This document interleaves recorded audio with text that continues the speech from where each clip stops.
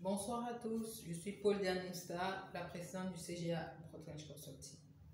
Très rapidement ce soir, je voudrais vous dire comment créer une entreprise dans laquelle vous pourrez mener toutes vos activités et ainsi réduire les charges fiscales. Quand vous débutez une activité au Cameroun, vous n'avez pas besoin de faire, par exemple, créer trois entreprises pour trois activités. Pour un chef d'entreprise débutant, c'est lourd parce que l'entreprise doit avoir du temps pour être rentable. Lorsqu'on crée une entreprise, elle n'est pas immédiatement rentable. Elle ne supporte pas,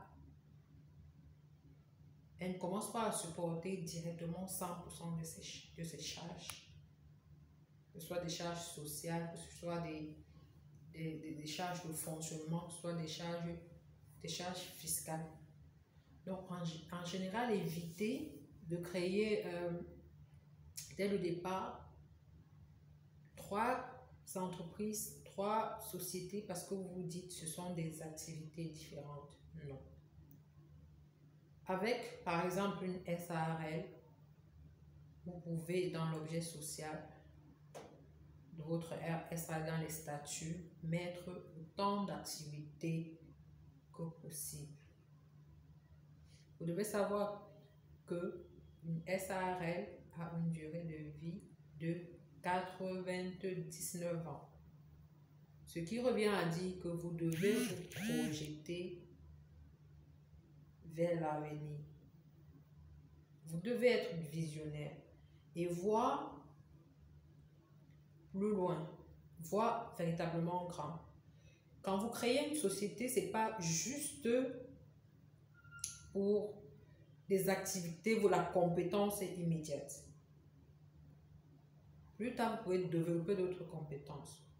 Peut-être que vous avez des passions que vous voulez mettre en avant dans votre profil de carrière ou dans votre vie professionnelle, mais seulement au moment où vous créez l'entreprise, vous n'avez pas encore reçu la formation adéquate pour pouvoir mettre. Ça peut être par exemple quelqu'un qui fait de la communication et plus tard voudrait faire de la photographie parce que étant passionné de photographie. Est-ce qu'au moment de créer l'entreprise, vous allez simplement mettre dans les statuts, par exemple, communication, par exemple, communication digitale, ou une SARL qui fera 99 ans? C'est vrai, vous pouvez changer, modifier vos statuts plus tard, mais pour éviter, il faut penser à votre entreprise. Pour éviter des charges, il faut penser à votre entreprise de façon grandiose dès le départ. Et vous dire, OK, dans 5 ans, 6 ans, 10 ans, qu'est-ce que je ferai?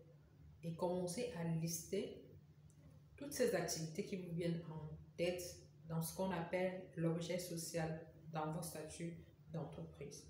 Et en fait, les lister ainsi, ce sera comme une feuille de route pour vous. Vous commencerez par exemple par la première activité. Vous vous battrez pour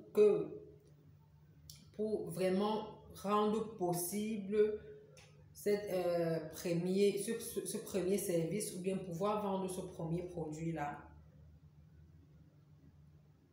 Alors, le faire comme ça, lister tout ça, l'objet social assez vaste, avec de multitudes d'activités, tantôt connexes, tantôt pas du tout.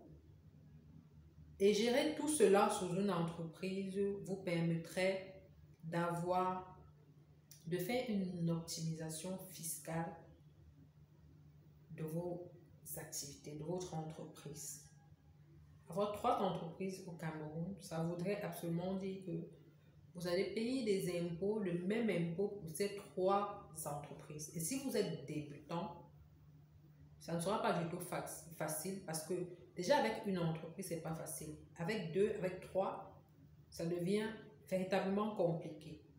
Donc le conseil que je vous donnerai, c'est de créer ce que généralement nous appelons un groupe d'entreprises. Et sous cette entreprise-là, créer plusieurs enseignes. Plusieurs enseignes, et chaque enseigne devra représenter les différentes activités d'un secteur donné. Par exemple, si dans votre entreprise, vous voulez faire de la communication, par exemple, vous ferez une enseigne, par exemple, pour des prestations de services en communication digitale, spot publicitaire, ce genre de choses. Mais par ailleurs, vous pouvez également créer une enseigne de centre de formation pour octroyer des formations à ces jeunes-là qui voudraient se lancer dans le même domaine. Le faire ainsi, faire tout ça ainsi et créer une enseigne de telle sorte que plus tard, vous pouvez avoir, pourquoi pas, 2 locaux, un local pour la communication, les prestations de communication que vous servirez à toute entreprise que vous voudrez que vous gériez sa communication, et un local pour votre centre de formation des métiers de la communication.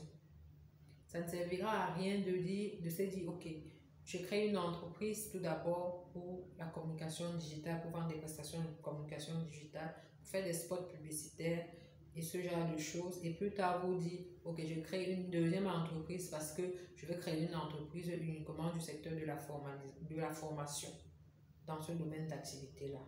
Vaudrait mieux mettre tout ça sur le même volet et créer des noms d'enseignes différents pour distinguer les deux activités, l'activité de service en communication et l'activité de formation en communication digitale, par exemple.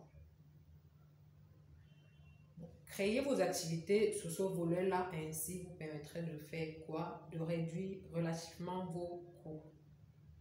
Ce que vous devez savoir, comme je l'ai dit tantôt, quand vous créez 2 entreprises, ça veut dire que vous payez les mêmes impôts pour les deux entreprises. Et ça revient véritablement lourd quand l'entreprise ne tourne pas encore relativement. Donc, généralement, ne vous empressez pas. Prenez le temps de rédiger vos statuts. Créez généralement des groupes d'entreprises avec différentes enseignes. Et sous chaque enseigne, les différentes activités par enseigne. C'est possible au Cameroun, dans la pratique, c'est ce qu'on fait. Vous débutez votre activité comme ça. Et plus tard, quand une enseigne commence à se démarquer, fonctionne, et où, par exemple, si vous avez des investisseurs qui sont intéressés par l'une de vos enseignes, ce que vous pouvez faire, c'est plus tard créer une autre entreprise. Plus tard, quand l'activité aura véritablement grandi, créer donc cette entreprise uniquement de services de communication digitale, ou votre première entreprise, l'entreprise, le groupe d'entreprise, l'entreprise mère, sera actionnaire peut-être majoritaire en votre nom, parce que peut-être dans la première entreprise, dans le groupe d'entreprise, vous êtes associé, vous êtes seul associé. C'est une SARL unipersonnelle, un groupe porté par une seule personne, mais sous la forme d'une SARL. Donc, en créant donc plus tard cette première entreprise-là, en la détachant du groupe d'entreprise, en la créant individuellement, la société mère, le groupe sera actionnaire, associé majoritaire dans la deuxième SARL, dont l'activité sera la communication digitale et tous les services liés. Et ou plus tard, si vous avez des investisseurs là-bas, ils peuvent être associés minoritaires. Vous voyez un peu?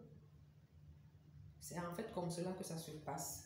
Ça vous laisse le temps de gérer vos activités calmement, de réduire vos coûts, d'optimiser votre fiscalité et de ne pas se prendre la tête avec 2 entreprises à gérer,